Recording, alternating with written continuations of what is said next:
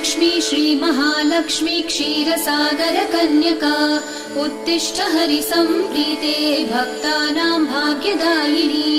श्रीलक्ष्मी श्रीमहालक्ष्मी क्षीरसागरकन्यका उत्तिष्ठ हरिसम्प्रीते भक्तानां भाग्यदायिनी।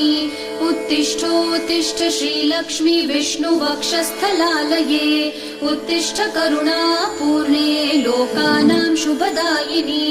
उत्तिष्ठोत्तिष्ठ श्रीलक्ष्मी विष्णुवक्षस्थलालये उत्तिष्ठ करुणापूर्णे लोकानां शुभदायिनी।